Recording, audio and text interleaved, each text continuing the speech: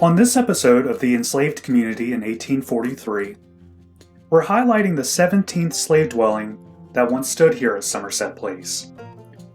We have named this house after its oldest residents, 43-year-old Moses Young and his 36-year-old wife, Elizabeth Bett Jones.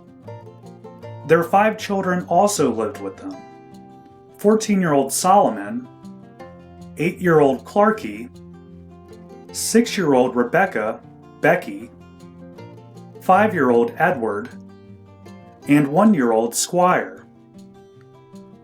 Moses was born on the plantation around 1800 to an enslaved woman named Betty, while his future wife Elizabeth was born 7 years later in Edenton.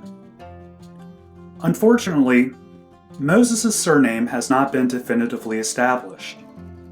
He was listed on several inventories as Moses Young to distinguish him from an older enslaved man named Moses Phelps, while other documents list his surname as Miller. Typically, when 2 enslaved people had the same first name, one or both were listed either with a second name or with their mother's name to distinguish between them on slave inventories. But most of these persons did not adopt those second names as their surnames, instead preferring to retain the surname of their family's first owner. For Moses, 2 of his children carried the Dickinson surname, while another adopted Young as his surname. In addition to the 5 children mentioned earlier, Moses and Elizabeth had 5 other children born into slavery, although 3 passed away in infancy. Tragically, Moses was implicated in a purported plot to poison the overseer in 1852, and he was sold to a slave trader to be forever separated from his family at Somerset Place. Eventually, Elizabeth did remarry in 1858, but there is conflicting information about what happened to Moses and Elizabeth's children, Solomon and Edward. Additionally, Squire passed away in 1853, while Clarkie last appears on the slave list in 1862. We also know that Rebecca Becky married a David Charity in 1855, and they had several children. During the Civil War, Rebecca and David were taken to Franklin County, but they returned to Somerset Place after emancipation and eventually settled in Creswell.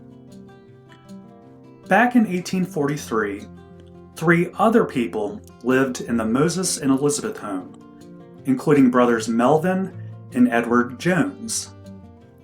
25-year-old Melvin and 18-year-old Edward were born into slavery on the Collins family's Beach Island plantation outside Edenton, but in the early 1840s were forcibly separated from their family and sent to Somerset Place.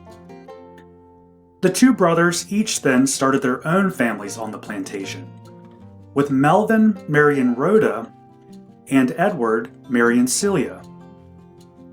Information about them is unfortunately scarce, just like the final resident of the Moses and Elizabeth home, a 19-year-old woman named Lettuce.